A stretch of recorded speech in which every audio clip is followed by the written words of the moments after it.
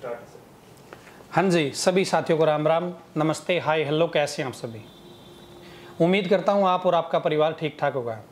दोस्तों, आज पहली बार मुझे बहुत ज़्यादा डर लग रहा है। मैंने मतलब HSSC के चेयरमैन साहब तक के इंटरव्यू लिए हैं, बहुत अच्छे अच्छे अध्यापकों के इंटरव्यू लिए हैं, लेकिन आज जो महान हस्ती मेरे साथ बैठी है, मेरा सपना था कि मैं कभी सर के साथ बैठूं और एक फ़ोटो खींचूं। आज मेरे साथ हैं पूरे इंडिया में जाने माने प्रख्यात अध्यापक, मैथ के wizard Rakesh Yadav sir. Sir ji, स्वागत है आपका। Thank you. मेरे प्यारे बच्चों, आप सभी को नमस्कार। जो इन्होंने तारीफ की मेरी, उसके हम काबिल नहीं, लेकिन प्रयास सभी के निरंतर अच्छे रहने चाहिए और हम भी उसी तरफ से कोशिश कर रहे हैं और सर भी उसी तरफ आगे बढ़ रहे हैं। सर जी, इंट्रोडक्शन वैसे बच्चे जानते हैं आपके बारे में, सब कुछ सबको पता है जी। हम डायरेक्टली स्टूडेंट के ऊपर आते हैं। बिल्कुल सर। जीरो से हीरो तक का सफ़र कैसे तय हुआ है जी आपका? बहुत सारे बच्चों के कमेंट थे ये। मेरे प्यारे बच्चों, हम तो बिल्कुल जो लोअर क्लास फैमिली होती है उसमें भी जो लोवेस्ट होती है उस कैटेगरी से आए हुए थे। और बहुत बार क्या होता है कि डेस्टिनी आपको एक ठीक जगह लेके जाती है, लेकिन आपको उस वक्त तक पेशेंस रखना होता है, उस वक्त तक इंतज़ार करना रहता है। और हम भी सरकारी स्कूल में हरियाणा में पढ़े हुए हैं, खूब संटियाँ खाई हुई हैं और खूब वहाँ से ऐसे वातावरण से बाहर आए हैं। सरकारी स्कूल से पढ़ के बहुत बार ऐसा भी होता था कि एक सब्जेक्ट का टीचर ही नहीं है स्कूल में और पूरा क्लास ही निकल गई और उस सब्जेक्ट के टीचर ही नहीं है, बस किताब से ही अपने आप को तैयार करते थे, तो उस दौर से निकलते चले गए। लेकिन अच्छी बात ये भी रही कि हमें समझाने वाले टीचर बीच बीच में बहुत अच्छे मिलते रहे। खासकर मुझे 10th क्लास में मेरे एक टीचर थे, वीरेंद्र सिंह सर, मैथ के बहुत अच्छे थे। 12th क्लास में हरगोविंद सर थे, बहुत अच्छे थे, जो मुझे आज तक भी उनकी चीज़ें याद हैं और उनका पढ़ाने का तरीका। और धीरे धीरे उसी के थ्रू हम इतने समझदार हो पाए कि हमने अपनी लाइफ को एक सही ट्रैक पे ला पाए और आज जैसे हैं आप सबके सामने हैं कि आप लोगों तक अपनी बात पहुंचा पा रहे हैं। सर, जैसे जिस घर का वातावरण बहुत अच्छा होता है, खासकर वे लोग मतलब बहुत अच्छे मुकाम पे चले जाते हैं। आपके घर का वातावरण मतलब आपके पेरेंट्स क्या करते थे? सर, मेरे फादर साहब जो थे वो तो दिल्ली पुलिस में सिपाही थे और मेरी मदर हाउसवाइफ थी और हम गांव में ही रहते थे, हरियाणा में। मैं रेवाड़ी डिस्ट्रिक्ट से हूँ। तो हमारे यहाँ तो गाय भैंसें थी। मेरी मदर अकेली उन्हीं चीज़ों को देखती थी और मैं और मेरे बड़े भाई काम करते थे साथ में। और मेरी मदर थोड़ी पढ़ाई में अच्छी थी। अच्छा। और बहुत ज़्यादा पढ़ी लिखी नहीं थी, लेकिन पढ़ाई में बहुत अच्छी थी। मतलब जितना उन्होंने पढ़ा वो बहुत अच्छे से पढ़ा उन्होंने। तो इनिशियल स्टेज पे जो टीचर हमारी थी वो हमारी मदर ही थी, मेरे लिए भी और मेरे बड़े भाई के लिए भी। धीरे धीरे उन्हीं के कुछ ये एफर्ट थे कि हम एक इनिशियल स्टेज से ही पढ़ाई में थोड़े ठीक हो गए, मैं और मेरे बड़े भाई दोनों।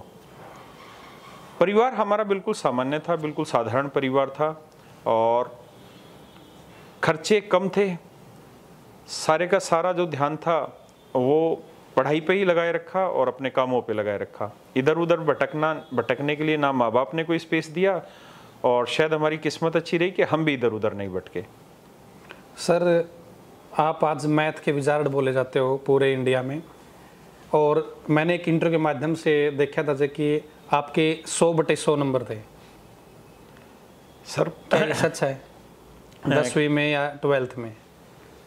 नहीं, मैं दोनों चीज़ों का जवाब देता हूँ कि एक तो ये जो मैथ विजार्ड वाला है, ये पता नहीं कैसे नाम लगा हुआ है, क्योंकि हम उस काबिल अभी हैं नहीं और उतने के लिए तो बहुत संघर्ष करना पड़ता है। और ऐसा भी नहीं है कि मैं बहुत सुपर ब्रिलियंट स्टूडेंट था। जैसे सोशल साइंस जैसे सब्जेक्टों में तो हालत बहुत खस्ता होती थी, लेकिन हाँ, मैथ चूँकि मेरी मदर का बहुत अच्छा था तो इसलिए मेरा भी बहुत अच्छा था, क्योंकि हमें बेसिक तो वहीं से सारी चीज़ें मिली हुई थी। तो मैथ में शुरुआत से इंटरेस्ट था, तो इसलिए नंबर ठीक ठाक आ जाते थे और मैथ के दम पे ही आगे बढ़ पाए हम। तो बाकी सब्जेक्टों में जैसे साइंस मेरा बहुत कमज़ोर था, सोशल साइंस में भी मेरा इंटरेस्ट नहीं था। मुझे शुरुआत से ही ऐसा लगता था कि बाकी सब्जेक्ट पढ़ने की ज़रूरत ही क्या है, लाइफ में काम तो आना नहीं है इन्होंने, काम तो मैथ में आना है। तो मेरा फोकस तो हमेशा मैथ पे रहता था।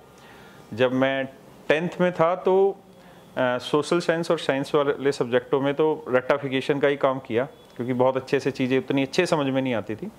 लेकिन मैथ ऐसी चीज़ थी जिसको हम जीते थे, और इतना भयंकर लेवल पे जीते थे कि मन में इतना कॉन्फिडेंस होता था कि कोई कुछ भी पूछ ले, हमें सब कुछ आता था। ऐसा हम सोच के चला करते थे, क्योंकि उस चीज़ को करने में बड़ा मन लगता था। हर चीज़ मैथ में ऐसी लगती थी कि लॉजिक है, सीक्वेंस है, इसके बाद ये, इसके बाद ये, इसके बाद ये, इसके बाद ये, क्योंकि हमारे बेसिक ठीक थे। एक कड़ी से दूसरी कड़ी को जोड़ना जानते थे, तो मैथ को पढ़ने में मज़ा आता था। बाकी ये जो विजार्ड ऑफ मैथ है, ये पता नहीं कैसे नाम जुड़ा, और मैं खुद हैरान हूँ कि अब ये नाम जुड़ा हुआ है, और मुझे थोड़ी सी शर्म भी आती है इस चीज़ को सुनने में कि ऐसा बच्चे बोलते हैं या आप जैसे लोग बोलते हैं, लेकिन मैं इस काबिल नहीं हूँ। बड़े बड़े मैथमेटिशियन और बहुत बड़े बड़े टीचर भी हैं। सर जी, आप इस मुकाम पे आ तो गए, लेकिन बहुत सारे बच्चे ऐसे सोचते हैं भाई राकेश यादव सर बहुत बड़ी हस्ती है, तो उनकी हॉबीज मतलब एक गांव जैसी है अभी, या कुछ बदलाव आ गए उन चीज़ों में? 100% देसी, कोई बदलाव नहीं, ना पहनावे में बदलाव है। जो लाइफ का एक कर्निंग का इनिशियल स्टेज था, जब गवर्नमेंट जॉब पे थे, तब भी एक बैलेंसिंग लाइफ जी रहे थे। फिर उसके बाद ये एक प्राइवेट कोचिंग के काम में आए, जहाँ 2 पैसा ठीक मिलने लगा सरकारी से, तब भी वही बैलेंसिंग लाइफ जी रहे हैं। तो ना रहने सहने में परिवर्तन है, ना कपड़े में कोई परिवर्तन है, ना किसी और सामाजिक व्यवहार में कोई परिवर्तन है। जो सामाजिक व्यवहार स्टार्टिंग में था, वही सामाजिक व्यवहार आज भी है, और ये संस्कार है हमारे, और जीवन भर रहेगा भी वही। और 100% देसी हैं। महलों का शौक नहीं, खेतों का शौक है। ज़मीन मिट्टी से जुड़े हुए लोग हैं, और मिट्टी को ही पसंद करते हैं। सर, हरियाणवी गाने पसंद करते हो या? बहुत ज़्यादा। फेवरेट गाना कौन सा है जी आपका? एक नहीं, बहुत सारे हैं। मैं सारे सुनता रहता हूँ, मेरा बेटा भी गाता रहता है, केडी के बहुत सारे गाने गाता रहता है। चलो जी, केडी का मैं फैन हूँ जी, बहुत तगड़ा है। काले शीशे जेड ब्लैक रखा है। अच्छा सर, अभी एसएससी ने बहुत सारी वैकेंसियां निकाल रखी है जी। बिल्कुल सर। तो जो अभी 12th पास करिए बच्चों ने, हाल ही में रिजल्ट आए हैं, वे बच्चे तैयारी कैसे कराना शुरू करें सर? क्योंकि मौका है उनके पास, अभी नौकरियां निकली हुई है। बिल्कुल। यदि उनको सही गाइड करने वाला कोई मिल जाए, तो आज मैं स्पेशल इसी बात के लिए आया हूँ सर, कि क्योंकि मेरे पास जो बच्चे हैं वो हरियाणा के स्पेशली, वो सिर्फ एचएसएससी तक तैयारियां कर रहे हैं। तो हो सकते हैं उनमें से अब आपको, आपकी नॉलेज देख के, आपकी गाइडेंस देख के उनको समझ में है कि हम स्टेट से बाहर निकल सकते हैं। देखो मेरे प्यारे बच्चों, मैं आपको एक ही चीज़ कहना चाहूँगा कि कोई भी जनरल कंपटीशन हो, चाहे आपका स्टेट का हो या सेंट्रल गवर्नमेंट जॉब का हो, या स्पेशली हम एसएससी पे फोकस कर लें या एचएसएससी पे फोकस कर लें, सभी में जो चीज़ें पूछी जानी है ना आपसे एग्ज़ाम में, मोस्ट ऑफ द एग्ज़ाम में वही 10th क्लास तक का सिलेबस आपसे पूछा जाना है। और मुझे इस बात को जानने में बड़ा अचरज महसूस होता है कि बच्चे कांस्टेबल की तैयारी कर रहे होते हैं, जबकि ऐसा कुछ भी नहीं है। भगवान ने आपको सही बुद्धि दी हुई है, माँ बाप के ने इतना सामर्थ्य आपको दे दिया है कि आप यूट्यूब पे हम जैसों की बात सुन पा रहे हैं, आपके पास स्मार्टफोन है, और रोजी रोटी भी आपको मिल रही होगी, रोटी भी प्रॉपर मिल रही होगी। तो अगर आप एक कॉमन तैयारी कर लेंगे ना, तो उसके बाद आप कांस्टेबल भी लग सकते हैं, आप सब इंस्पेक्टर भी लग सकते हैं, आप इंस्पेक्टर भी लग सकते हैं। मैं खुद भी इंस्पेक्टर लगा हूँ उसी तैयारी से, अपनी मेहनत से ही। और आप चाहेंगे तो उसी तैयारी की मदद से यूपीएससी में भी आप जा सकते हैं। तो एक ही तैयारी होती है, और बहुत ज़्यादा लंबी तैयारी करने की भी ज़रूरत नहीं है। मेरे बच्चों 6 से 8 महीना पढ़ लें, लेकिन तरीके से पढ़ लें, बहुत बढ़िया है। और आप ये समझिए कि आप चाहे एसएससी बोर्ड की बात कर लें, आज के टाइम में एसएससी बोर्ड इतना संगठित और इतना अच्छे तरीके से काम कर रहा है कि आपको पूरे साल का कैलेंडर मिल रहा है, आपको ये पता है कि कौन सा एग्ज़ाम कब कंडक्ट हो रहा है, कब उसका रिजल्ट आने वाला है, कितनी वैकेंसी है, सारी चीज़ें आपको प्रॉपर है। और मुझे लगता है कि आफ्टर 12th या तो आप कोई कमर्शलाइज कोर्स कर रहे हैं, या आपने कोई लाइन अपनी फिक्स की हुई है कि मुझे इस तरफ जाना है, मुझे आईआईटी की तैयारी करनी है, या मुझे मेडिकल की तैयारी करनी है, या अगर आपका टारगेट गवर्नमेंट जॉब का है, तो मेरे प्यारे बच्चों इंतज़ार मत करिए, क्योंकि जो आप ग्रेजुएशन में पढ़ने वाले हैं और जो आपके कंपटीशन में पूछे जाने वाली चीज़ें हैं, वो लगभग सेम चीज़ें हैं। अगर आप सही रास्ता पकड़ लेंगे ना वहाँ से, तो आपको उन चीज़ों की मदद आपकी ग्रेजुएशन में भी मिलेगी, आपके कंपटीशन में भी मिलेगी। और अगर आप इन सारी चीज़ों से ऊपर उठ के यूपीएससी की तैयारी करेंगे, आईएएस बनेंगे, तो भी ये एक माइलस्टोन होगा, ये जो तैयारी आप कर रहे होंगे। इसलिए 12th क्लास के बाद आप अपनी लाइन डिसाइड करें सबसे पहले, और उसका तैयारी में लग जाइए। सबसे बेस्ट टाइम होता है 12th क्लास के बाद तैयारी पे करना, क्योंकि वो आपकी एक ऐसी स्टेज आती है जहाँ से आप मैच्योर होना धीरे धीरे सीख रहे होते हैं। और वही एक ऐसी स्टेज होती है कि अगर आप अपने अंदर स्टूडेंटशिप ला पाए, क्योंकि एक टाइम के बाद दोबारा से अपने अंदर छात्र को तैयार करना बड़ा मुश्किल काम होता है। अगर मैं भी आज चाहूँ कि मैं अपने अंदर छात्र जीवन ले आऊँ तो बहुत मुश्किल है, बहुत स्ट्रगल निकालना पड़ता है। आज भी मैं चाहूँ कि मैं 13-13 घंटे बैठ के पढूं तो उसके लिए मुझे बहुत पेशेंस रखने की ज़रूरत है। लेकिन जब आप 12th पास करके जाते हैं तो आपकी लाइफ उस स्टेज से आ रही होती है कि आप उस स्टूडेंट होते हैं और आपने वो डिसिप्लिन है, तो उसी डिसिप्लिन को थोड़े टाइम कंटिन्यू कर जाइए। अगर आप राइट ट्रैक पे उसको कंटिन्यू कर लेंगे तो मेरे प्यारे बच्चों, एक नौकरियां नहीं, अनगिनत आपके लिए नौकरियां इंतजार कर रही हैं। आप अपने माँ बाप को इतना प्राउड फील करा सकते हैं कि उसी तैयारी के बिहाफ पे आप एसएससी में जॉब पा सकते हैं। अगर आप 12th ही पास हैं तो सीएचएसएल का एग्ज़ाम दे सकते हैं। आप ग्रेजुएशन में अपीयर हैं, सीजीएल का एग्ज़ाम दे सकते हैं, हरियाणा का स्टेट का एग्ज़ाम दे सकते हैं, और बहुत सारी वैकेंसी आ रही हैं। और सबसे अच्छी चीज़ क्या है, अब वैकेंसी रेगुलर आ रही है एसएससी जैसे बोर्ड में। तो मुझे लगता है सबसे बेस्ट टाइम है आपके लिए तैयारी करने का, और अपने आप की लाइन डिसाइड करिए और लग जाइए। सर जैसे अभी जो 12th पास बच्चे अभी निकले हैं, उन्हें साथ में कोई कोर्स वगैरह ऑफलाइन एकेडमी में या ऑनलाइन कोचिंग सेंटर में कहीं पे मतलब साथ में कोचिंग लेनी चाहिए, या जो वो पढ़ रहा है ग्रेजुएशन में जो पढ़ेगा आगे एक कॉलेज में एडमिशन के बाद उसी से उसकी नौकरी की तैयारी भी होती रहेगी, या उसको स्पेशल कुछ ना कुछ ज्वाइन कराना चाहिए स्पेशल कम्पिटिटिव सेक्शन के लिए? सर हर एक का शायद अनुभव अलग अलग होता है, और मैं अपने अनुभव के हिसाब से आपको चीज़ें बता रहा हूँ, और अगर इसमें कुछ बच्चों को चीज़ें सूट ना हो तो उसको बिल्कुल फॉलो मत करिएगा। मुझे लगता है कि जो चीज़ आप अपनी ग्रेजुएशन के टाइम पे पढ़ने वाले हैं, वहाँ जो वातावरण आपको पढ़ाई का मिलता है, वहाँ जो पढ़ाने की अप्रोच होती है, वो मुझे नहीं लगता कि उतनी अप्रोप्रिएट अप्रोच होती है जितनी होनी चाहिए। अगर हमें हमारे स्कूलिंग के टाइम पे ही अगर ठीक अप्रोच से पढ़ा दिया जाए चीज़ों को, तो शायद आपको कंपटीशन के लिए सोचना भी ना पड़े। अगर आप 12th का एग्ज़ाम पास कर रहे हैं, इसका मतलब आपने 1 साल 12th क्लास को दिया है, और अगर वहीं से आपकी अप्रोच चेंज करा दी जाए, टीचर का पढ़ाने का तरीका इतना बेहतर हो कि आपको इन चीज़ों की ज़रूरत ही ना हो, तो ये कोचिंगों की कोई ज़रूरत नहीं है। आप सिर्फ अपने एकेडमिक के दम पे ही सिलेक्शन ले लेंगे। सेम यही चीज़ कॉलेज लाइफ के साथ है, यूनिवर्सिटी लाइफ के साथ है, कि वहाँ पढ़ाई कराने का जो अप्रोच है वो मैं बहुत हद तक सेटिस्फाइड नहीं हूँ कि उसके दम पे आप बहुत कुछ कर सकते हैं। मुझे ऐसा लगता है कि आपको एक कोचिंग साथ साथ कर लेनी चाहिए, और मैं आपको सजेस्ट करूंगा कि आप एक कोचिंग ज्वाइन कर लीजिए, कोई भी, चाहे ऑफलाइन या ऑनलाइन मोड में, और उसके साथ आप अपनी ग्रेजुएशन कंटिन्यू करे जाइए।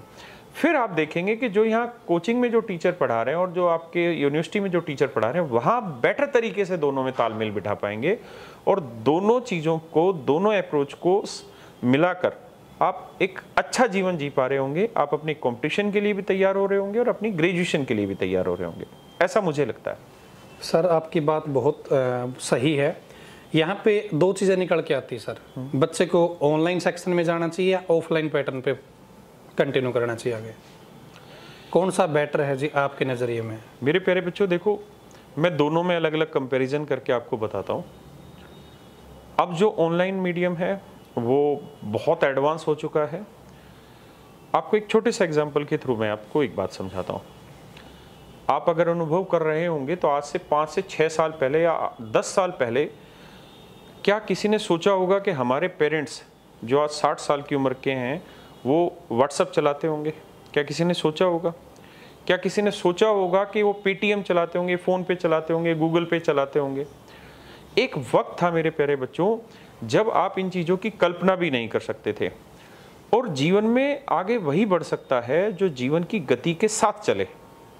और आज के समय में जीवन की डिमांड है ऑनलाइन गति। अगर हम आज भी उसी ट्रेडिशनल मेथड पे रह गए तो मेरे प्यारे बच्चों, आप कंपटीशन को उतने अच्छे तरीके से अप्रोच नहीं कर पाओगे जिस तरीके से आपको करना चाहिए। मुझे ये लगता है ऑनलाइन ऑफलाइन से सस्ता है। ऑनलाइन में कई गुना टाइम बचता है आपको ऑफलाइन की अपेक्षा। ऑनलाइन में आपको चीज़ों को स्विच करने में ज़्यादा आसानी है। अगर आप ऑफलाइन में क्लास ले रहे हैं किसी कोचिंग में जाके, और मान लीजिए किसी एक स्पेसिफिक डे आप उस क्लास में नहीं पहुंच पाए उस दिन, तो टीचर ने जो पढ़ाया होगा वो तो आप उस दिन नहीं पढ़ पाए। और स्टडी ऐसी चीज़ नहीं है कि आज कुछ और कल कुछ और नहीं। स्टडी बेसिकली एक चेन है, धीरे धीरे चीज़ों से बंधी हुई है। अगर आपने एक बीच का डब्बा हटा दिया ना तो फिर वो ट्रेन पूरी कंटिन्यू नहीं चलेगी।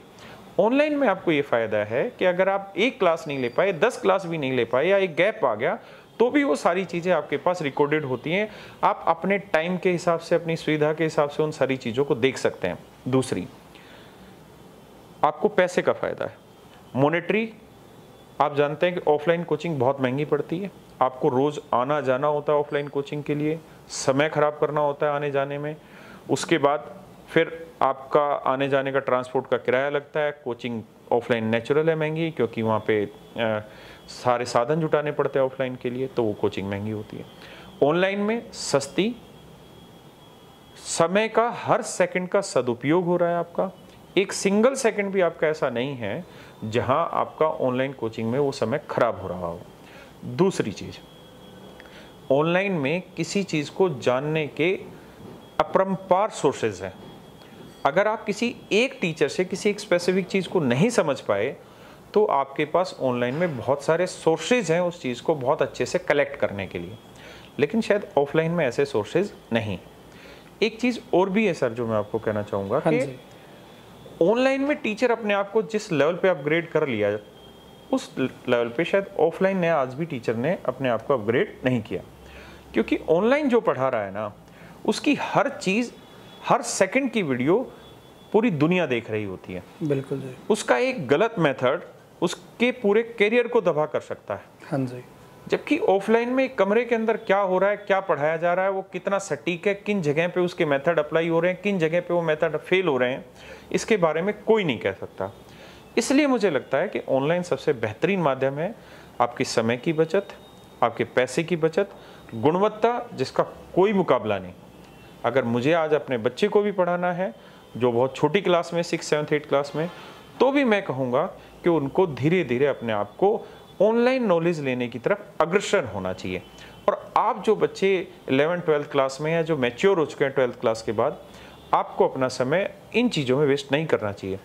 क्योंकि सर मुझे नहीं लगता कि अब ऐसा समय है कि आप 24 घंटे में से 15 घंटे पढ़े और इतना डेडिकेशन के साथ पूरा इंडिया पढ़ ले, बहुत बहुत मुश्किल काम है। मुझे लगता है आप 5 घंटे ही पढ़ें, लेकिन तबीयत से पढ़ें, मन से पढ़ें और ठीक जगह पढ़ें। कामयाबी के लिए आपको 3 चीज़ें ज़रूर पता होनी चाहिए, क्या पढ़ें, कितना पढ़ें और क्या नहीं पढ़ें। शायद ऑफलाइन में वो चीज़ आप अच्छे से डील नहीं कर पाएंगे, इसलिए मुझे लगता है आपके लिए ऑनलाइन बेटर चांस है। सर आप ऑनलाइन पढ़ाते हैं या ऑफलाइन पढ़ाते हैं? सर मैं दोनों ही मीडियम में हम पढ़ाते हैं। मैं ऑफलाइन भी एक बैच लेता हूँ और ऑनलाइन भी बहुत सारे बैचेज लेता हूँ। लेकिन मुझे पढ़ाने में जो मज़ा आता है वो ऑनलाइन में ज़्यादा आता है, क्योंकि ऑनलाइन में हम अपने कंटेंट की डिलीवरी के जो तरीके हैं ना, वो कई तरीके से चीज़ों को रिप्रेजेंट कर देते हैं, क्योंकि हमारे ऊपर टाइम की लिमिट नहीं होती। बिल्कुल। अगर आप ऑफलाइन में पढ़ा रहे हैं तो आपके ऊपर एक लिमिट तो है, आपको ये बात तो पता है कि हमें इस बैचेस को एक सर्टेन टाइम में कंप्लीट तो करना ही है। बिल्कुल। वरना बच्चों का आर्थिक रूप से बहुत नुकसान होगा। बच्चे पीजी भी लेके रहेंगे, बच्चों की फीस भी है, बहुत सारे खर्चे बच्चों के होते हैं, तो वो चीज़ें ध्यान में रखनी पड़ती हैं। ऑनलाइन में कंटेंट के लिए कोई लिमिट नहीं है। हमें ये लगता है कि बच्चे को ये चीज़ भी आनी चाहिए, हम बच्चे को वो भी डिलीवर कर रहे होते हैं। तो मुझे लगता है कि ऑनलाइन बेटर है और हम दोनों ही चीज़ों में कोचिंग प्रोवाइड कर रहे होते हैं कैरियर के थ्रू। लेकिन मेरा मानना है कि ऑनलाइन का मुकाबला किसी भी हालत में ऑफलाइन कभी नहीं कर सकता। और आज के समय में ऑनलाइन जिस लेवल पे अपग्रेड हो चुका है, एक एक छोटी से छोटी चीज़ों के लिए, चाहे वो टेक्नोलॉजी की टर्म पे हो, आज के टाइम में आप हमारा ही ऐप देखें या किसी और का भी ऐप देखेंगे, चीज़ों को इतना स्मूथ बना दिया गया है, इतना हल्का बना दिया गया है कि एक नॉर्मल से नॉर्मल बच्चा भी उस चीज़ को समझे। कंटेंट डिलीवर करने के तरीके ऑनलाइन में इतने बेहतर आ गए हैं, चाहे वो 3D के थ्रू हम समझा रहे होते हैं, वीडियो के थ्रू समझा रहे होते हैं। बहुत बार होता है कि ऑफलाइन में वो चीज़ें रिप्रेजेंट करना बड़ा मुश्किल हो जाता है। एक थॉट प्रोसेस चेंज किया जा सकता है ऑनलाइन के थ्रू। तो मुझे लगता है ऑनलाइन ज़्यादा ठीक लगेगा। सर कुछ बच्चों के कमेंट आए थे कि राकेश यादव सर के ऑफलाइन यदि स्टूडेंट बनना है, किसी को ऑफलाइन बैच लेना स्पेशल मैथ के लिए, तो उसकी फ़ीस कितनी रहती है, कितना खर्चा यहाँ पे हो जाता है जी, यदि बाहर से कोई जैसे हरियाणा से यहाँ पे आना चाहिए? बच्चे, हमारा मुखर्जी नगर में सेंटर है कैरियल के नाम से, और उसकी फ़ीस इस समय 17,000 रुपये है, और उसमें हम सारी चीज़ें प्रोवाइड कराते हैं, मैथ, इंग्लिश, रीजनिंग, जीएस। लेकिन फिर भी मैं आपको सजेस्ट यही करूँगा कि आप ऑनलाइन की तरफ जाइए। ऑनलाइन में सिर्फ एक दिक्कत है जो मैं आपको बता देता हूँ। क्या जी? कि बच्चा अपने आप को मोटिवेट नहीं रख पाता, सेल्फ मोटिवेट नहीं रख पाता। उसको धीरे धीरे उन स्टेप्स पे काम करना चाहिए कि वो अपने आप को सेल्फ मोटिवेट रख पाए। ऑफलाइन में क्या फ़ायदा होता है कि बहुत सारे बच्चे बैठे होते हैं, और वो जो बच्चे बैठे होते हैं उन बच्चों के साथ अपने आप को रिलेट करा लेता है, और धीरे धीरे वो सेल्फ मोटिवेट हो जाता है जी। बस यही एक डिफरेंस है ऑनलाइन और ऑफलाइन। इसलिए हमने ऑफलाइन भी प्रोवाइड कराई है, ऑनलाइन भी। मैं केवल एक ही बैच लेता हूँ, और जब वो बैच कंप्लीट होता है तभी मैं नेक्स्ट बैच अनाउंस करता हूँ। तो अब वो मेरा बैच चल रहा है अभी, तो जैसे ही कभी कंप्लीट होगा जिस समय भी तो मैं उसको अनाउंस करूँगा। लेकिन अभी मैं पूरा फोकस ऑनलाइन कोचिंग पे ही दे रहा हूँ, पढ़ाने पे भी। ठीक है। ऑफलाइन पे इसलिए मैंने एक ही बैच रखा। सर अभी आपने मोटिवेशन वर्ड यूज़ किया है, तो बच्चे खुद को मोटिवेट कैसे रखें जी? क्योंकि कई बार बच्चों के कमेंट देखता हूँ जी कि मैंने 1 महीना जी जान लगा दी, पूरा जोर लगा दिया जी, लेकिन 1 महीने बाद उसकी फूक लगड़ गई। वो फोकस जो मतलब 1 महीना जो टाइम दिया उतना आगे नहीं दे पा रहा जी, फोकस नहीं हो पा रहा उसका। अच्छा, ये ऐसा नहीं है कि बच्चों के साथ दिक्कत है, हमारे साथ भी दिक्कत है, बिजनेसमैन के साथ भी दिक्कत है, ऐसे ही इन्फॉर्मर के लिए भी दिक्कत है जो बहुत सारे बच्चों की सेवा कर रहे हैं। इस तरह ये दिक्कतें उनके लिए भी आती होंगी, हमारे लिए भी आती, बच्चों के लिए भी दिक्कत आती। बच्चों के साथ क्या होता है कि बच्चे एक मोटिवेशन लेके और चीज़ों को पढ़ना स्टार्ट करते हैं, लेकिन जैसे जैसे समय बीतता है वो मोटिवेशन धीरे धीरे हटता चला जाता है। मेरे प्यारे बच्चों, एक बेसिक बात समझो आप, ये हर एक आदमी की टेंडेंसी है कि उसको रिजल्ट बहुत जल्दी चाहिए। मतलब मैं आपको कहूँगा कि लाख में से 100 आदमी ऐसे मिलेंगे बड़ी मुश्किल से जिसमें इतना पेशेंस होगा कि जो बिना रिजल्ट के अपने आप को मोटिवेट रखे। कंटिन्यू। हाँ, वरना हर किसी की टेंडेंसी ऐसी है, मेरी भी ऐसी है कि हमें कुछ ना कुछ टाइम के बाद उस चीज़ का रिजल्ट तो चाहिए ही। तो आपको चेक दिए जाते हैं जी? नहीं, मुझे चेक नहीं दिए जाते हैं, मुझे आप जैसे लोग मोटिवेट कर देते हैं। सच तो ये है। तो मेरे प्यारे बच्चों, मुझे क्या लगता है कि आप छोटे टारगेट बनाओ, आप 2 दिन के 3 दिन के टारगेट बनाओ, आप एक सेक्शन पॉइंट अपने लिए सोचो कि मुझे ये चीज़ कंप्लीट करनी है, मुझे इस चीज़ के ऊपर बहुत अच्छे से पढ़ना है। 2-2, 3 दिन के टारगेट बनाओ, एक कॉपी में लिखो कि मैंने अब 3 दिन के लिए ये टारगेट बनाया है या इस वीक के लिए ये टारगेट बनाया है। अगर आप तैयारी करनी स्टार्ट कर रहे हैं तो सबसे पहले आप टारगेट बनाइए कि भाई मुझे NCERT 6 से या 6th क्लास की पॉलिटी की या ज्योग्राफी की मुझे ये चैप्टर कंप्लीट करना, और डे डिसाइड करिए कॉपी में।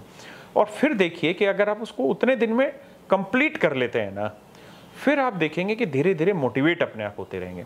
मेरे बच्चों, हम भी उसी स्टूडेंटशिप से आए हैं, हमने भी वही छात्र जीवन देखा है, और ऐसा नहीं है कि हम भी हमेशा मोटिवेट रहे, लेकिन हमने अपने जीवन में एक चीज़ तो पाई कि जब जब डिमोटिवेट होने लगे ना, तब तब हमेशा ये लगा कि हमने ये चीज़ तो अचीव कर ली, हमने ये चीज़ तो अचीव कर ली, हमने ये चीज़ तो अचीव कर ली। भाई मैंने 20 टारगेट डिसाइड किए, कम से कम 20 में से मैंने 15 टारगेट तो अचीव किए। यही सारी सफलताएं आपको बार बार मेहनत करने के लिए तैयार करेंगे। इसलिए कोशिश करिए, छोटे टारगेट बनाएं। अगर आप गवर्नमेंट जॉब की तैयारी कर रहे हैं तो एक कॉमन तैयारी करिए जिसमें हर तरीके का गवर्नमेंट एग्जाम आप भर पाएँ और उसमें सिलेक्शन ले पाएँ। और हर नौकरी को, जो भी गवर्नमेंट नौकरी निकलती है, चाहे वो छोटी हो चाहे वो बहुत बड़ी हो, सभी के फॉर्म फिलअप करिए, सभी के एग्ज़ाम दीजिए। आप देखेंगे कि अगर आप छोटे छोटे टारगेट बनाएंगे और मात्र 6 से 8 महीने की तैयारी में आप इस स्टेज पे आ जाएंगे कि आपको ये लगेगा कि चलो यार, मेरा ये नहीं हो पाया तो कोई नहीं, मेरे पास CHSL का एग्जाम दूसरा ऑप्शन ये क्लियर हो गया, या मेरे ये क्लियर नहीं हुआ तो कोई नहीं, मेरा नेक्स्ट वीक में ये एग्जाम है, मेरा ये क्लियर हो जाएगा। टारगेट बनाइए, आगे बढ़िए। जितने छोटे टारगेट बनाएंगे, जितने छोटे टारगेट बनाएंगे उतना बेटर होगा। मुझे ही मान लीजिए अपने शरीर का वेट कम करना है, तो मैं क्या करूंगा? क्या मैं ये टारगेट बनाऊंगा कि मुझे आज मेरा वेट 90 किलो और मुझे 70 किलो लाना है और तब तक मुझे नहीं रुकना है? ऐसा हो ही नहीं सकता। छोटे छोटे करने पड़ेंगे। मुझे तो 2 दिन के बाद, 3 दिन के बाद दिक्कत आएगी, 5 दिन के बाद दिक्कत आएगी। सर हम आज भी इस चीज़ को अपनी लाइफ में यूज़ करते हैं कि हम डिसाइड करते हैं कि कल से हम 5 बजे उठ जाएंगे और उठ के सुबह हमने 10 किलोमीटर की वॉकिंग करनी है या 10 किलोमीटर की रनिंग करनी है और बस कल से तो हमने सब कुछ कर देना है। लेकिन वो होता नहीं है। कारण क्या है कि हमें अपने जो टारगेट हैं, अपने जो उद्देश्य हैं, वो अपनी एफिशिएंसी के हिसाब से धीरे धीरे बढ़ाने चाहिए। आप डेली डिसाइड करो कि मुझे इस 1 महीने में अपना वजन 1 किलो कम करना है। आप उस 1 किलो को कम कर पाएंगे, क्योंकि महीने में 1 किलो कम करना आसान चीज़ है। जब आप उस टारगेट को अचीव कर लेंगे तो जो उसकी खुशी होगी ना, वो आपको अगला टारगेट अपने आप डबल करके देगी और फिर आप उसको पाएंगे। यही चीज़ तैयारी में, आप छोटा टारगेट डिसाइड करिए अपने पढ़ाई का, उसको अचीव करिए, फिर थोड़ा बड़ा करिए, फिर अचीव करिए, फिर थोड़ा बड़ा करिए और धीरे धीरे आप देखते रहेंगे कि डीमोटिवेशन या उदासीनता आपके आसपास कहीं पे भी नहीं भटकेगी। बस पॉजिटिव रहना है और कहने से पॉजिटिव नहीं होंगे। हम कह दें कि सर पॉजिटिव रहिए और बस लाइफ बिंदास है, ऐसा कुछ नहीं है। हमने भी वही लाइफ झेली है, हमने भी गरीबी झेली है। हम भी यही सोचते थे कि ग्रेजुएशन के बाद क्या, क्योंकि कभी ना कभी तो माँ या बाप कभी ना कभी तो कहेगा ना कि मैं कब तक खिलाऊंगा भाई। हाँ जी। और माँ बाप नहीं भी कहे तो हम उस समाज से ही तो आते हैं जिस समाज में पूछा जाता है अब क्या। हाँ। तो हम क्या करें फिर उसके बाद। पिता नहीं कह रहा लेकिन महसूस तो हमें ये बात रोज होती है ना कि अब क्या करें। तो मेरे बच्चे सिंपल मेथड, कोई मेथड नहीं, मैंने अपनी लाइफ में आजमाया है और मैं इसको आज भी कर रहा हूँ। मैंने बुक लिखी सर, और मैंने बुक लिखी 2013 में, और उस समय पहली बार मैंने बुक लिखी और मेरा बहुत खासा एक्सपीरियंस भी नहीं था बुक लिखने का। अच्छा। और मैंने इतनी मोटी किताब लिखी थी, 1400 पन्नों की किताब, और वो किताब 2014 में 1 महीने की जो उसकी सेल थी, करीबन 1.25 लाख कॉपियां बिकती थी। वो जो 7300 क्वेश्चन। हाँ, 7300 की। अच्छा। और बनी कैसे सर? बनी वो जाके 3 साल में। मैं जितना कमाता था पैसे, मैं आज आपको मेरे बच्चों सच बता रहा हूँ, उस समय मैं महीने का शायद 1,00,000-1,25 लाख रुपए के आसपास कमाता था, क्योंकि उससे पहले मैं गवर्नमेंट जॉब में था और ट्यूशन पढ़ाता था, वहाँ मैं ज़्यादा अच्छा कमाता था। लेकिन मैंने इस लाइन को चुना और इसमें मैं शुरुआत में बहुत कम कमाता था। शुरुआत में तो मुझे 300 रुपये घंटे मिलते थे। तो आप 300 रुपये घंटे के हिसाब से देख लीजिए दिन में मैक्सिमम आप क्या पढ़ा सकते हैं और कितना अचीव कर सकते हैं। तो 1,00,000-1,25 लाख रुपए करता था और वो 1,00,000-1,25 लाख रुपए सारे का सारा मेरे किताबों पे खर्च हो जाता था। और हर 2-3 महीने के बाद ये स्टेज मेरे पास भी आती थी। मुझे भी लगता था यार मैंने अपना गलत डिसीजन तो नहीं ले लिया। मैं सरकारी नौकरी में ज़्यादा आसान था, अपने 4-5 घंटे की मास्टर की नौकरी करके आता था, फिर ट्यूशन पढ़ाता था, मस्ती से रहता था, किसी की कोई हेडेक नहीं थी। अब मैं पूरे दिन लगा भी हुआ हूँ, मेरी जेब में फुटी कोड़ी बचती भी नहीं है, क्योंकि जो बचता है मैं किताबों पे खर्च कर दे रहा हूँ, क्योंकि मुझे टाइपिस्ट भी चाहिए, मुझे स्टाफ भी चाहिए, मुझे सारी चीज़ें चाहिए उस किताब को तैयार करने के लिए। फिर मैंने अपने आप को ये पाया कि मैंने चैप्टर वाइज चीज़ों को पकड़ा कि मुझे पूरी किताब तैयार करनी ही नहीं है, वो मुझसे होगी नहीं अभी। मैंने सारे चैप्टर उठाया, सेक्शन कर दिया। हाँ, चैप्टर की किताब उठाई, मात्र 20 पेज की किताब ली और वो बनाई और उसको हमने अपने बच्चों को दे दिया। और धीरे धीरे करते करते वो चैप्टर दर चैप्टर तैयार होती रही। और मैंने बिल्कुल छोटी छोटी किताबें पहले मार्केट में निकाली, अपने बच्चों को दी, और फिर जाके मेरी वो पूरी किताब कंप्लीट हुई। जबकि शुरुआत का जो 6 महीने का पीरियड था वो मैंने यही सोचा था कि मैं अपनी पूरी किताब एक साथ लॉन्च करूं, लेकिन उस 6 महीने में मुझे कोई कामयाबी नहीं मिली। मैं इतना डिप्रेस हो गया था कि एक स्टेज पे मैंने सोचा कि मैं अपने घर से अपने घर वालों को, क्योंकि आप जब गवर्नमेंट जॉब पे होते हैं और खासकर हरियाणा जैसे क्षेत्र से आते हैं तो वहाँ आपके पास 1 करोड़ रुपए हो और आपकी सिपाही की नौकरी हो तो लोग सिपाही की नौकरी चुनेंगे, 1 करोड़ को नहीं चुनेंगे, क्योंकि वहाँ की मेंटलिटी डिफरेंट है। और हम तो बिल्कुल वहाँ से रज रज के आए हुए हैं। तो मेरे माँ बाप कभी ये नहीं चाहते थे कि मैं नौकरी छोड़ूं और ये काम करूं। वो कहते थे तू वहाँ पे 10 लाख भी कमा लेगा, उससे बढ़िया यहाँ 20,000 रुपये तेरे अच्छे हैं, ये कमा। तो मैं तो उस स्टेज से आया था, तो मैं भी बहुत घबराया उस समय कि यार मैंने 6 महीने रिस्क भी लिया, सारी चीज़ें की और मुझसे कुछ तैयार हो रहा नहीं रहा। फिर मैंने अपने छोटे टारगेट बनाए और मैंने उसी से कामयाबी पाई। और उसी किताब की बदौलत है कि सर आज हम और आप मिल पा रहे हैं, आप मुझे जान पा रहे हैं, मैं आपको जान पा रहा हूँ, और शायद जितने भी बच्चों को हम पढ़ा पाए उस किताब की सरस्वती माता की देन है कि इतने बच्चे उस समय हम तक पहुँच पाए। वरना उस समय ना यूट्यूब होता था जिसके थ्रू हम अपनी चीज़ों को पहुँचा पाए, बिल्कुल जी, सिर्फ किताब के थ्रू पहुँचा पाए। और उस किताब को तैयार कैसे किया गया और उसके इनिशियल 6 महीने मेरे लिए कितने बेकार गए, लेकिन उसके बाद मैंने जो एक चैप्टर की बुक निकाली, छोटे छोटे टारगेट बना के काम और मात्र 150 कॉपी प्रिंट कराते थे, अपने ही बच्चों को दे देते थे। तो छोटे छोटे बनाए और मुझे बहुत सफलता मिली। और आज भी मैं चाहे कैरियर में हो या मैं अपनी इंडिविजुअल लाइफ में हूँ, मैं छोटे ही टारगेट बनाता हूँ और उतने बनाता हूँ जितने मुझसे पूरे हो जाएं, और फिर जैसे ही मेरे से वो पूरा होता है मैं नेक्स्ट थोड़ा सा बड़ा बनाता हूँ। और हमने कैरियर में भी यही किया है। आज कैरियर बहुत बड़ा परिवार हो गया है, और इतना बड़ा परिवार है कि हम लगभग 800 आदमियों के आसपास का परिवार है। कमा रहे तो सब बहुत संतुलित कमा रहे हैं। हम सबके घर परिवार में कामकाज ठीक चल रहा है आज के समय में।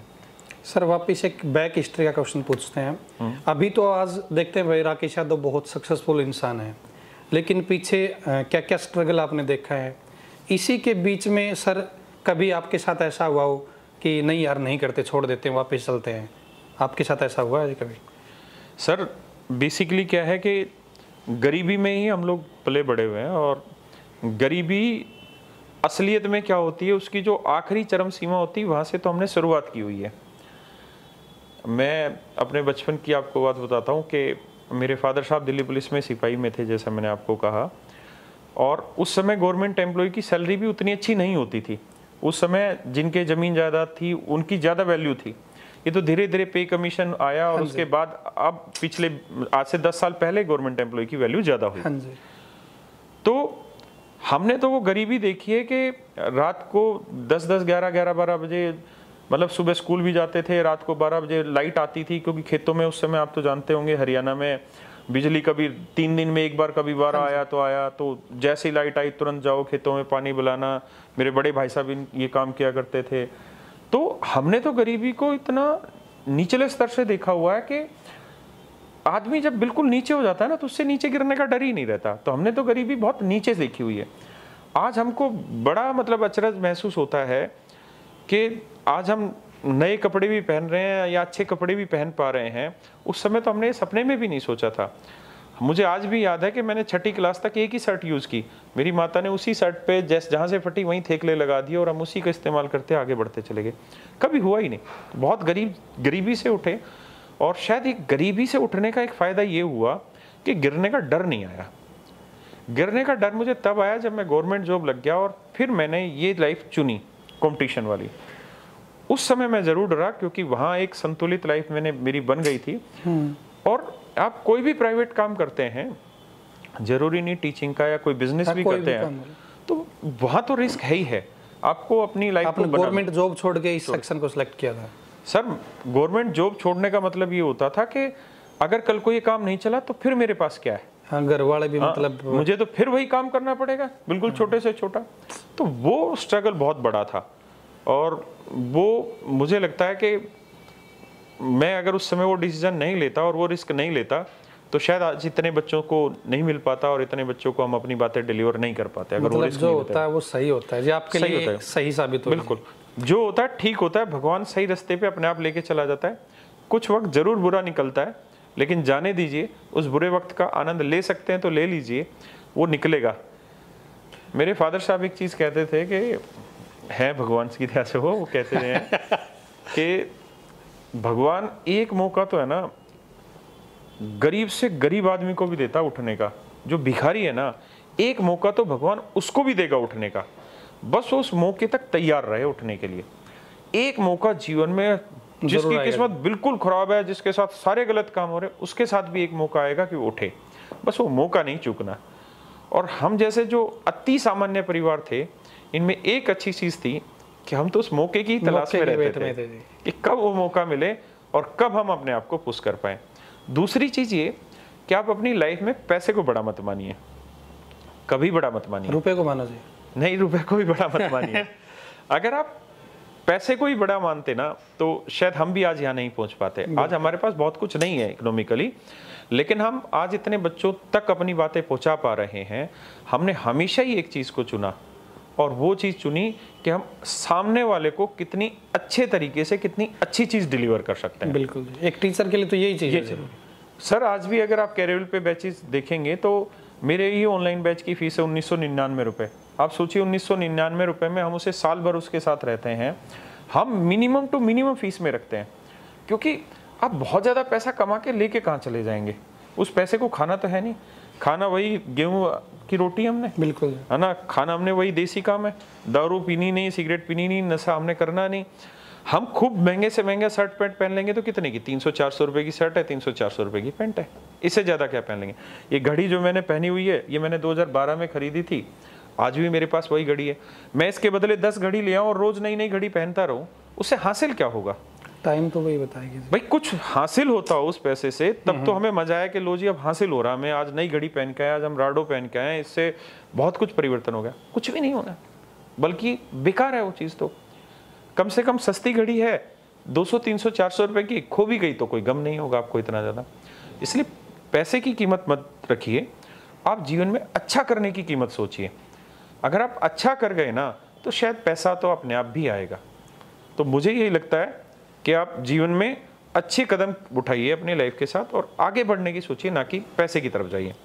सर जी, एक बच्चों का सवाल आ रहा था, मैंने जैसे कल कम्युनिटी सेक्शन में डाला था जी, मैं सर से मिलने जाऊंगा, तो उन्होंने पूछा था कि एक सवाल पूछना है। तो उनमें से एक कमेंट था जी कि मैं पढ़ने बैठता हूँ, मेरे हाथ में मोबाइल आ गया, मैंने वो स्क्रॉल करना शुरू कर दिया, या मुझे किसी लड़की की याद आ गई, मेरा ध्यान वहाँ पे चला गया, और हो सकता है मैं फिर 2 घंटे 3 घंटे भाई लड़कियों के साथ बात करने में, हाई हेलो करने में ही निकल जाते हैं। तो उस चीज़ से, डिस्ट्रैक्शन से कैसे बच्चे बच्चा, यदि वो उसको एक नौकरी तक जाना है तो, सिलेक्शन तक जाना है तो? सर बिल्कुल जेन्युइन क्वेश्चन है, और ये सिर्फ बच्चों का सवाल नहीं है, हर आदमी के साथ ये दिक्कत है मोबाइल में। देखिए, ऑनलाइन चीज़ें जहाँ फ़ायदा लेके आई ना एक तरफ, दूसरी तरफ वो नुकसान भी लेके आई हैं, इसमें कोई दो राय नहीं है। मैं भी अपने ऑफिस में बैठ के जब पढ़ता हूँ, क्लास के बीच में मुझे टाइम मिलता है, जो काम करता हूँ, अगर मैंने मोबाइल खोल लिया और यूट्यूब पे मैं उसको स्क्रॉल करने लग गया, तो ये तो स्वाभाविक है कि एक बार स्क्रॉल करने लगे तो आपका बहुत सारा टाइम वहाँ खराब होता है। और मैंने अपनी लाइफ में बहुत महसूस किया कि एक बार ये टेम्पल रन करके गेम आता था और मैंने उसको डाउनलोड कर लिया गलती से, और मुझे उसको खेलने में बड़ा मज़ा आता था। ये बात तब की है जब मैं सरकारी नौकरी में था। अच्छा। तो मैं घर आता था और जब ट्यूशन और स्कूल की छुट्टी के बीच में जो टाइम था, मैं उसको खेलता रहता था, 1 घंटे तक खेलता रहता था, मन ही नहीं भरता था उस चीज़ से। एक दिन मैंने क्या इलाज निकाला, मैंने वो गेम लिया, अनइंस्टॉल कर दिया। आज मेरे फ़ोन में ना फेसबुक है, ना इंस्टाग्राम है, ना ट्विटर है, ना यूट्यूब है, ना कुछ भी नहीं है मेरे फ़ोन में। मेरे फ़ोन में सिर्फ एक ऐप मैंने डाल रखा है कैरिवल का, जो मैं पढ़ाता हूँ मैं देखता हूँ। अगर मुझे कुछ भी एक्सेस करना होता है तो या तो मैं कंप्यूटर पे जाता हूँ और वहाँ पे मैं अपने यूट्यूब पे जो मुझे वीडियो देखनी होती है कंटेंट से रिलेटेड या किसी और चीज़ से रिलेटेड, या जो मेरे यहाँ काम कर रहा होता है लड़का, उसके पास मेरी सारी सोशल मीडिया की चीज़ें रहती हैं। तो आप एक चीज़ तो मान लीजिए, बिना सख्त डिसिप्लिन के तो कामयाबी नहीं मिलेगी, और कम कम करके तो अचीवमेंट नहीं मिलेगा, कट करके ही अचीवमेंट मिलेगा। अगर आप पढ़ने लग गए हैं ना, तो फिर चीज़ों को कट करिए वहाँ से। आप अपने आप को एंजॉय कराने के दूसरे तरीके ढूंढिए। आप अगर पढ़ते पढ़ते आपका मन कर रहा है कि आप अपनी किसी दोस्त से बात करना चाह रहे हैं, और उस दोस्त से बातों का तरीका ऐसा हो जाता है कि आप आधा आधा घंटा बातों में लगे रहते हैं सोना बाबू में, तो बेटर है उस सोना बाबू को कट कर दीजिए। क्योंकि ये सोना बाबू अगर आपका सिलेक्शन हो गया तो कई बड़ी मात्रा में मिल जाएंगे आपको, और अगर नहीं हुआ तो ये सोना बाबू भी आपके पास नहीं आने वाला। तो आप इस बात को समझिए, धीरे धीरे कमी करने की कोशिश करिए, और अगर आप उसमें अपंग साबित हों कि इन चीज़ों से आप नहीं बच पा रहे हैं, तो सबसे आसान और सबसे यूनिक एक ही तरीका है, इन सब चीज़ों को अवॉइड कर दीजिए। क्योंकि अगर आपके फ़ोन में ये चीज़ें नहीं होंगी तो आप इधर घूमेंगे भी नहीं। हमारे वो देसी कहावत है ना, ना साफ मरे ना डंडी, वो वाला काम है कि ये तो छोड़नी ही पड़ेगी आपको चीज़ें। अपनी आदतों में तो सुधार लाना ही पड़ेगा। अगर आप सुधार नहीं लाएंगे तो कोई उपाय है ही नहीं।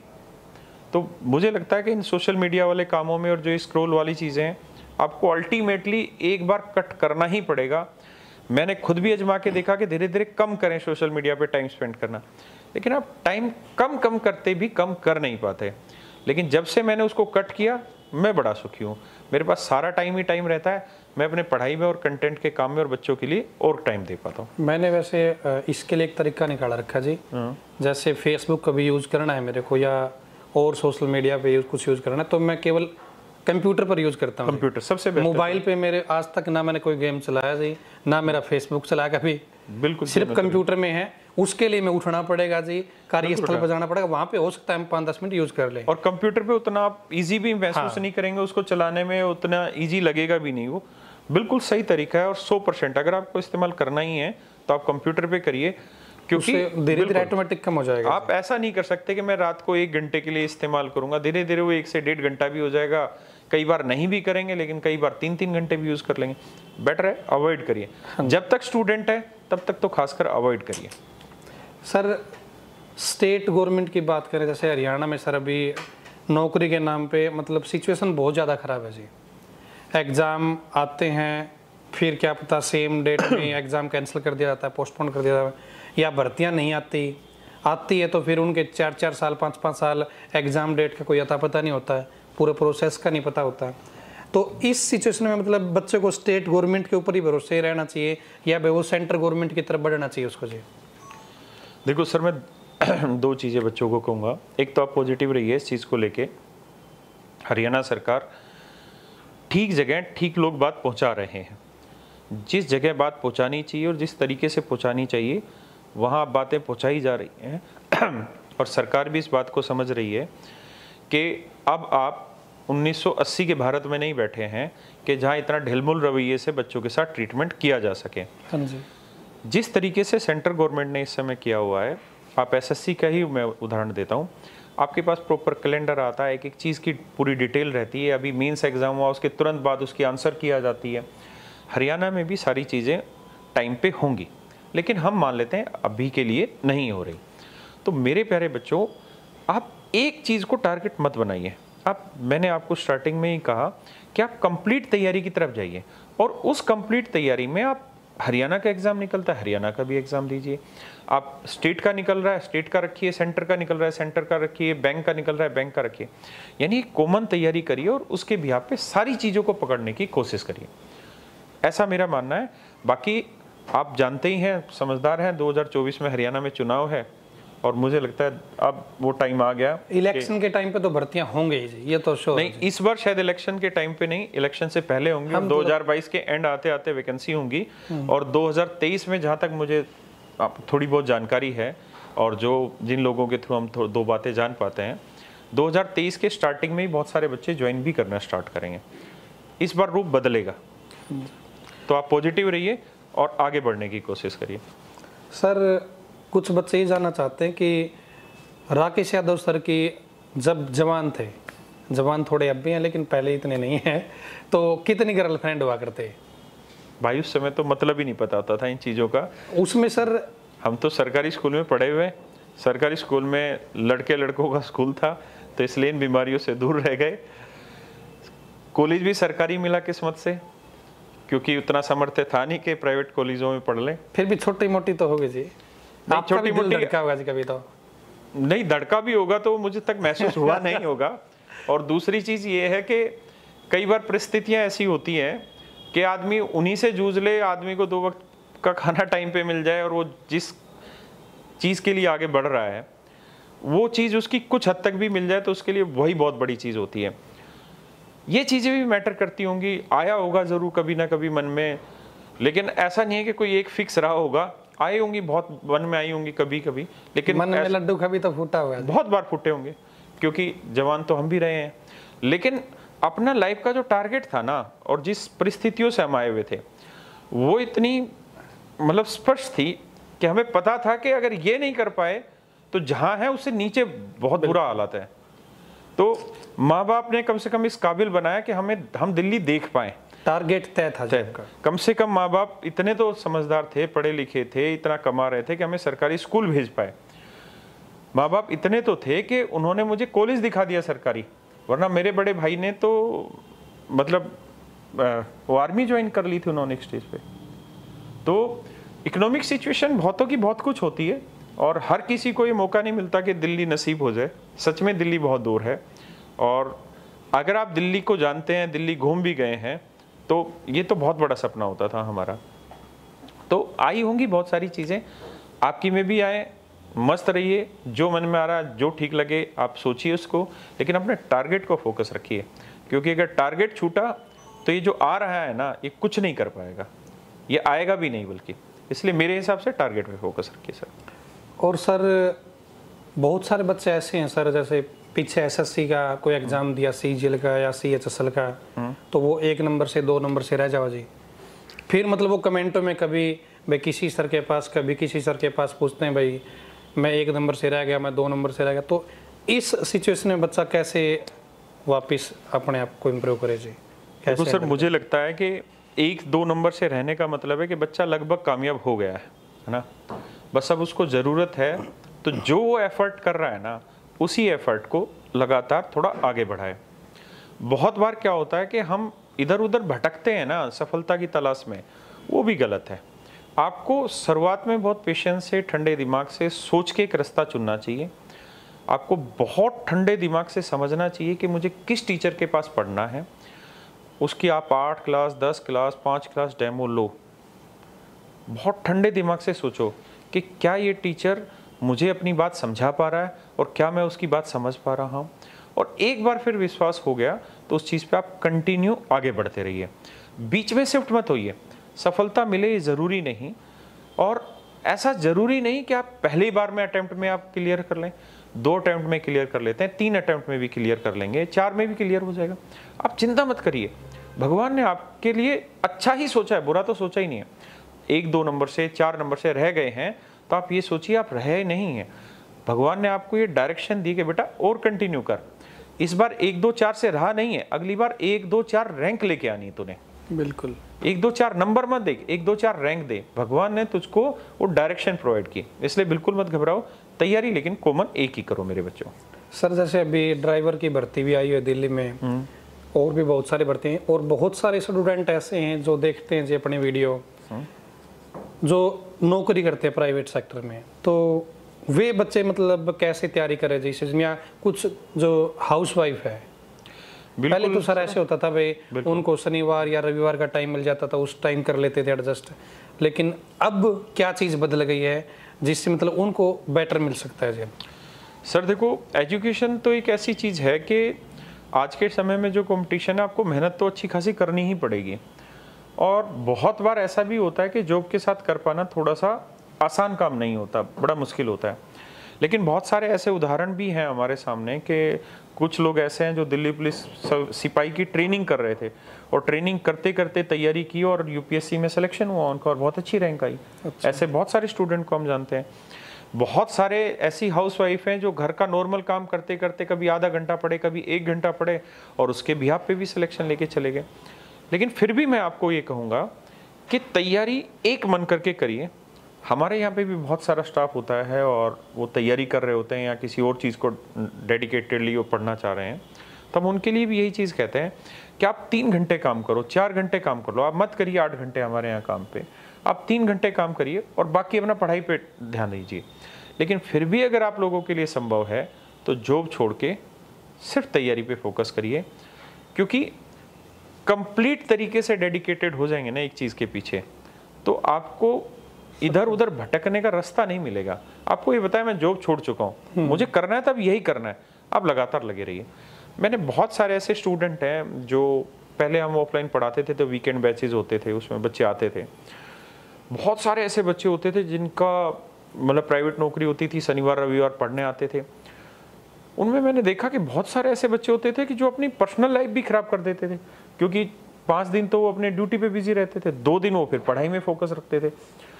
ना उनकी ढंग से पढ़ाई हो पाती थी, ना उनके ढंग से जीवन अच्छा सा चल पाता था।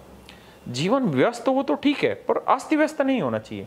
इस तरीके से वो अपने जीवन को अस्त व्यस्त कर लेते थे। मुझे लगता है कि अगर आप तैयारी करने का सच में सोच रहे हैं और अगर ऐसा संभव है कि आप छोड़ सकते हैं, इतना सामर्थ्य है, घर की तरफ से आपको सपोर्ट है, तो आप छोड़ के डेडिकेटेडली तैयारी करिए। नहीं है तो बिल्कुल मत घबराइए, जो परिस्थिति आपके पास है उसमें बेस्ट करने का प्रयास करिए। और सर जैसे आप आज हजारों लाखों स्टूडेंट को पढ़ाते हैं, आप लाखों स्टूडेंट के गुरु हैं, आपके गुरु कौन है जी? यानी कि मैथ विजार्ड के गुरु कौन है जी? सर मेरे लिए तो मेरा सबसे बड़ा गुरु मेरी माता जी हैं, और उसके बाद मेरे स्कूल के टीचर्स हैं। कुछ एक टीचर जिनको आज भी मैं जानता हूँ, जैसे मैंने आपको कहा वीरेंद्र सिंह सर हैं, मैथ के टीचर थे। एक हरगोविंद सर थे हमारे 12th क्लास में। तो लाइफ उत्तर लाइफ में बहुत सारे टीचर्स आते रहे और मतलब बहुत सारे लोग अच्छी अच्छी चीज़ें सिखाते रहे और जीवन के हर पड़ाव को धक्का देते रहे कि चलो इसमें आ गया, अब एक अच्छा टीचर मिल गया, हाथ पकड़ा आगे निकल गए, फिर एक अच्छा टीचर मिल गया, हाथ पकड़ा आगे निकल गए, यानी स्टेज बाय स्टेज आगे चलते चले गए। बहुत बार बहुत अच्छे दोस्त मिल गए, बहुत बार बहुत अच्छे कंपेनियन मिल गए, बहुत बार बहुत अच्छे कुलीग मिल गए जिनके दम पे हम आगे निकले, उनकी सपोर्ट से आगे निकले, उनकी अच्छी गाइडेंस से आगे निकले। तो एक ही गुरु बोलना हो तो मेरी मदर है और बाकी बहुत सारे मतलब हैं। आपने भी कॉम्पिटिटिव एग्जाम की तैयारी करी थी जी? सर मैंने जो मैं पढ़ा रहा हूँ इस कॉम्पिटिटिव एग्जाम की तैयारी नहीं की थी। मैं बेसिकली टीचिंग का ही शौक था, तो मेरा जो पहला और आखिरी टारगेट था वो गवर्नमेंट स्कूल में टीचर बनने का था। वो तो एक इत्तेफाक से ऐसा हुआ कि मैं मुखर्जी नगर आ गया और तब मैंने ये हालत देखी कि एक टीचर भी 1000 बच्चों को पढ़ा सकता है। तो फिर मुझे लगा कि तो भगवान बराबर हो गया है टीचर। तो बस वहाँ से दिमाग में पता नहीं क्या आया और मुझे लगा कि इससे बेटर तो कोई जीवन ही नहीं हो सकता, ये तो भगवान होगा ये टीचर। लेकिन सरस्वती माता ने कृपा बनाए रखी और हम भी फिर उस स्टेज पे आए कि छोटे मोटे बने टीचर और पढ़ाना शुरू किया। सर जैसे आपका मैथ बहुत बढ़िया है, तो आपके मन में कभी ऐसा आता कि मैं उस दूसरे सब्जेक्ट का कोई कोर्स उस अध्यापक का लूँ? कभी आपके दिमाग में ऐसा नहीं, मेरे में कभी नहीं आता। मैं मैथ का सबका लेता हूँ, जितने भी टीचर होते हैं सबका ही देखता हूँ मैथ का। तो छोटे से छोटा भी कोई बच्चा भी अगर पढ़ा रहा है और अच्छा। मुझे अगर कहीं पे भी उसका एक सिंगल क्वेश्चन भी अगर उसका क्लिक हो गया या यूट्यूब पे कोई ऐसी वीडियो है और मुझे लगा यार इसने गजब बता दी ये चीज़, फिर मुझे चाहे उसका पूरा ही बैच लेना होता है, मैं उसको देखता हूँ, यूट्यूब की उसकी वीडियो देखता हूँ। स्कूल का टीचर हो या कॉम्पिटिशन का टीचर हो, कोई भी हो, फिर मैं पीछा नहीं छोड़ता उसका। लेकिन चलता ही दिमाग मैथ में है और किसी में इतना अच्छा चलता भी नहीं है। कोशिश भी करके देखी थी मैंने, एक बार यूपीएससी की तैयारी की, लेकिन मज़ा नहीं आया। तो मेरा फोकस तो उसी पे रहता है। आपका कंपटीटर कौन है जी? किसको मानते हो? वक्त को। हम तो वक्त को मानते हैं कि वक्त है सबसे बड़ा कॉम्पिटिटर सर। और सच ये है कि समुद्र इतना बड़ा है कि उसमें बहुत सारे ऑप्शंस हैं, बहुत सारे स्कोप है। मतलब आपको किसी कंपटीशन से डरने की ज़रूरत ही नहीं है। मतलब इतना बड़ा समुद्र है, सेवा करने का इतना अच्छा मौका है, जितनी कर सको, जितना आगे बढ़ सको बढ़ो। हमारे लिए सबसे ऊपर हमारा बच्चा है, उसको आगे बढ़ा दिया, हम अपने आप बढ़ जाते हैं। सर आप सोचिए, आप जा रहे हैं 20 लोग आपके यार दोस्त, और आपके दोस्त ऐसे हैं जो कोई बहुत अच्छा बिजनेस खोले हुआ है, कोई और किसी जगह पे उसका बहुत बड़ा नाम है, लेकिन आप एयरपोर्ट पे जा रहे हैं और CISF की सिक्योरिटी है और जितने सिक्योरिटी में लगे हुए हैं सारे लोग आपको जानते हैं और आपको नमस्ते कर रहे हैं या सल्यूट कर रहे हैं या हाथ मिला रहे हैं।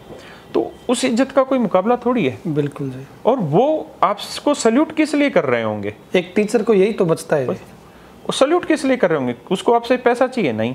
उसको आपकी ज़रूरत है? अब नहीं है। वो तो कभी पढ़ा होगा, उसका सिलेक्शन हो गया, वो तो अपनी जॉब में, अपनी लाइफ में मस्त जी रहा है। फिर भी वो इतने रिगार्ड कर रहा है, तो इसीलिए कर रहा होगा वो रिगार्ड कि एक तो उसके संस्कार अच्छे होंगे और दूसरा उसको कहीं ना कहीं हमसे फ़ायदा मिला होगा। बिल्कुल जी। पैसे तो दिए ही होंगे उसने किसी ना किसी टीचर को, लेकिन उस पैसा दे के भी उसको अगर अच्छा लगा तो वो बहुत अच्छी चीज़ है उसके लिए।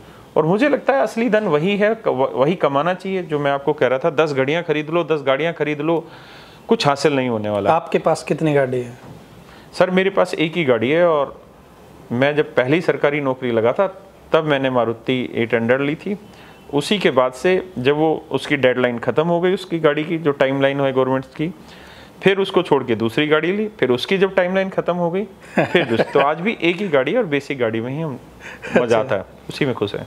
अच्छा सर, जैसे आज आप मतलब मैथ के विजार्ड हो, इंडिया में टॉप एजुकेटर में आपकी गिनती होती है, करोड़ों अरबों खरबों का आपका बिजनेस चलता है जी। तो जैसे एक आम फैमिली में जो कोलगेट है वो ऐसे रगड़ रगड़ के निकाली जाओ जी, क्या आपके साथ भी ऐसा होता है? आप भी मतलब उसको मतलब निकालते हो, उसकी जान निकालने पे? हमारा जो बिजनेस है वो खरबों का नहीं है, बहुत नॉर्मल का ही बिजनेस है और हम अभी भी अति सामान्य परिवार में ही हैं। और बेसिकली क्या होता है कि जब आपकी एक चीज़ होती है, एक होता है प्रॉफिट और एक होता है टर्नओवर। तो हमारा फीस इतनी कम है कि प्रॉफिट का सवाल ही नहीं बन पाता, लेकिन हम इस मार्केट में प्रॉफिट के लिए है भी नहीं। प्रॉफिट हमें बहुत सारी चीज़ों से जो इज्जत मिलती है वो हमारे लिए सबसे बड़ा प्रॉफिट होता है। मेन है कि बिजनेस बड़ा है, बिजनेस बड़ा है मतलब लाखों करोड़ों रुपए बच्चों की फीस आती है, लेकिन उसी हिसाब से बच्चों का खर्चा भी होता है। बिल्कुल। हम कमाते नहीं है, हमारा टर्नओवर अच्छा है, लेकिन हमारा स्टाफ बहुत अच्छा है, इतना बड़ा स्टाफ है, हम सब उसके साथ खुश हैं, स्टाफ भी हमारा लगभग खुश है हमसे। तो परिवार आज भी जेब में वही है जो 2 आने पहले थे, जेब में नहीं बदले, बिजनेस में बदले। बिजनेस बड़ा हुआ है लेकिन व्यवहारिक बड़ा हुआ है, तो इसलिए वही सामान्य सोच आज भी है और वही रहेगी जीवन भर। अच्छा सर, मैथ के आप टीचर हैं, विजार्ड हैं, तो आपके अलावा आपकी बेस्ट बुक है, मुझे पता है, सभी मतलब मैं रिव्यू भी देखता रहता हूँ यूट्यूब पे। आपके अलावा आप किसकी बुक को बेस्ट मानते हो अपने सब्जेक्ट की, भाई तो आपको लगता है कि हाँ भाई ये भी अच्छा कर रहा है? सर मैंने मोस्टली जो कंटेंट कहीं से अगर देखा है, या सबसे पहले तो मैंने एनसीईआरटी पिक की है, और एनसीईआरटी में जो कॉन्सेप्चुअल स्टार्टिंग में थ्योरेटिकल पार्ट होता है ना, वो मुझे लगता है कि असली अमृत है, जिसको ना सरकारी स्कूल में पढ़ाया जाता, ना किसी प्राइवेट स्कूल में पढ़ाया जाता, उसको छोड़ के सीधे एक्सरसाइज पे आ जाते हैं। जो स्टार्टिंग के 2-3 पेज होते हैं ना हर एक एक्सरसाइज के, मुझे लगता है कि उससे बेस्ट तो कहीं कोई कंटेंट है ही नहीं। उसके बाद हज़ारों किताबें पढ़ी हैं, बहुत सारे राइटरों की किताब पढ़ी है, आज भी पढ़ रहे हैं, यूट्यूब से मोस्टली कंटेंट लेते हैं, गूगल से कंटेंट मिल जाता है, आर.डी. शर्मा है, इनसे हमने कंटेंट देखते हैं चीज़ों को। लेकिन मज़ा जो एनसीईआरटी से आता है वो कहीं से नहीं आता। बस एनसीईआरटी को पिरोने वाला होना चाहिए। एनसीईआरटी ने जो लिख रखा है ना, उसका कोई मुकाबला नहीं है मैत्री में। सर हम एंडिंग की तरफ बढ़ेंगे। कैरियर व्हील ऐप है जो आपकी, इसके ऊपर अभी आपका जल्द ही कोई बैच आने वाला है, तो आप इन्फॉर्म कर सकते हैं बच्चों को। मेरे प्यारे बच्चों, हमारे तो हर महीने ही बैच आते हैं, और जो हरियाणा वाले बच्चे हैं उनको मैं बता दूं कि आप पढ़ते भी होंगे कैरियर व्हील ऐप पे। संदीप सिवाज सर जो हैं वो one of the best faculty हैं पूरे इंडिया में, और ख़ासकर हरियाणा के बच्चे सभी उनको जानते होंगे। हरियाणा जीएस वो पढ़ाते हैं, और बहुत कम टीचर होते हैं जिनसे हम भी इंस्पायर होते हैं, और इतने बेहतरीन टीचर है, इतने सरल तरीके से वो चीज़ों को पढ़ाते हैं। और मैथ जैसे सब्जेक्ट का टीचर अगर किसी दूसरे सब्जेक्ट की तारीफ़ कर रहा है तो कोई ना कोई उसके कंटेंट में वजन होगा तभी, वरना हम जैसों के लिए दूसरी भाषा समझना ही बड़ा मुश्किल काम है। तो मुझे लगता है कि आपको एक बार उनका बैच ज़रूर देखना चाहिए। आप ज्वाइन बिल्कुल मत करिए, आप उनकी 10 क्लास 15 क्लास जो आपको देखने में जिससे आप सेटिस्फाई हो पाएँ उनकी ज़रूर क्लास लीजिए। हरियाणा जीएस मुझे लगता है उनसे बेहतरीन पूरे हरियाणा में, उनसे बेहतरीन एक्सपीरियंस के साथ पढ़ाना शायद उतना आसान नहीं है। वो बहुत बेहतर तरीके से अपनी चीज़ों को रिप्रेजेंट करते हैं, और अगर ये मुझे सोर्स मिल रहा है उनकी तारीफ़ करने का या बताने का, तो मैं चाहूँगा कि आप सारे बच्चे हरियाणा जीएस के लिए कैरियर व्हील पर आ सकते हैं, और उनके रेगुलर बैचेज आते हैं, आप उनके बैच के डेमो ले सकते हैं। और सर जो कॉम्पिटिटिव एग्ज़ाम की तैयारी कर रहे हैं उन बच्चों के लिए खास मैसेज जो उनकी ज़िंदगी बदल दे। मेरे प्यारे बच्चों, मैंने आपको बीच में ही भी एक चीज़ कही, जितना छोटा टारगेट बनाएंगे और जितना जल्दी अचीव करेंगे उतना ही जल्दी आप आगे बढ़ेंगे। छोटे टारगेट बनाइए, अचीव करिए, आगे बढ़िए, टारगेट बनाइए, अचीव करिए, आगे बढ़िए। जितनी गवर्नमेंट जॉब निकलती हैं सबके लगभग फॉर्म भरिए, जिसको आपको उचित लग रहा है, सबके एग्ज़ाम दीजिए, और एक सर्टेन टाइम के बाद आप देखेंगे कि आपका सिलेक्शन हो जाएगा। दूसरी चीज़, जब तक संभव हो पाए पेशेंस बनाए रखना, इस तैयारी में लगे रहना, इससे सुनहरा मौका और कहीं नहीं है। क्योंकि आप जिस एज में हैं, आपको इस एज में समाज के अंदर अपने आप को प्रूफ तो करना ही होगा। देखिए, अगर मैं अपने आप को प्रूफ नहीं कर पाता, मैं अपने स्ट्रगल को प्रूफ नहीं कर पाता, तो शायद आज मैं इस यूट्यूब पे नहीं होता, या किसी और जगह पे भी नहीं हो पाता। यानी अगर आपको अपना मान, सम्मान, इज्जत कमानी है, तो आपके पास ये बढ़िया मौका है, ये अच्छा संघर्ष है। इस संघर्ष को प्रूफ करके दिखाइए, और जिस टारगेट को आपको लेके चलें उसको अचीव करके दिखाइए। मेरे प्यारे बच्चों, एक आप अचीव करेंगे ना, तो आपके थ्रू पता नहीं कितने और बच्चे हैं जो मोटिवेट हो रहे होंगे। मैं आपको एक छोटे से एग्जांपल पे से समझाता हूँ। सर, कुश्ती में हरियाणा में तो बहुत शुरुआत से ही कुश्ती खेलते हैं। हाँ जी, लेकिन कल भी हमारी कुश्ती हुई थी जी, मेरे घराड़े की। वो तो गलत हो गई है। पर दोस्तों, कसली क्या है कि कोई नहीं जानता था कि भाला फेंकना भी ओलंपिक में गेम है, मतलब घर घर तक ये चीज़ नहीं थी। हाँ जी। लेकिन जैसे ही ओलंपिक में मेडल आया, और आज आप देख रहे हैं कि बहुत सारी एकेडमी खुल गई उसको लेके, इतनी अवेयरनेस आ गई। यानी एक आदमी ने अपने संघर्ष को जिया और उसको उचित मुकाम तक पहुंचा दिया, तो पता नहीं कितने लाखों करोड़ों लोगों को एक नया सपना दे दिया। एक नया सपना देना और उस नए सपने के लिए रास्ता दिखाना, और ये दिखाना कि जो सपना मैंने सोचा वो पूरा हुआ, ये आपके लिए सबसे बड़ा अचीवमेंट होगा। इसलिए जिस नौकरी या जिस भी चीज़ की आप तैयारी कर रहे हैं, आप मेहनत करके उस चीज़ की तैयारी आगे करते रहिए। थैंक यू सर जी, बहुत बहुत धन्यवाद आपका। सर ने भाई मेरे को सिर्फ 10 मिनट का टाइम दिया था कि भाई 10 मिनट टाइम है मेरे पास, आगे क्लास है। सर ने एक क्लास भी मिस करी है अभी। सर का मैं बहुत बहुत धन्यवाद करता हूँ। और सर से मुझे बहुत कुछ सीखने को मिला है। जब मैं इनके पास बैठा था 10-15 मिनट पहले बात कर रहा था, मुझे बहुत कुछ सीखने को मिला है सर। मैं मतलब आज पहली बार डर रहा था, और जब बैठा तो थोड़ा हाँ मतलब रिलैक्स फील हुआ। बाकी आपको भी बहुत कुछ सीखने को मिला होगा इस इंटरव्यू में, इस बातचीत में, क्योंकि इन्होंने अपना तजुर्बा आपके साथ शेयर किया है। और या तो आप खुद बार बार ठोकर खा लो तब आप सीखोगे, या आप किसी दूसरे इंसान के तजुर्बे से आप सीख लो ताकि आपको ठोकर ना लगे। तो उम्मीद करता हूँ आपको ये चीज़ें पसंद आई होगी। पसंद आई तो वीडियो को लाइक कर दीजिएगा, और पहली बार चैनल पर आए हैं तो सब्सक्राइब कर लीजिएगा। बाकी सर का कैरियर व्हील ऐप भी है, सर का चैनल भी है, आप इन्हें फॉलो कर सकते हैं। धन्यवाद। भगवान करे आप सभी का समय शुभ रहे। Thank you.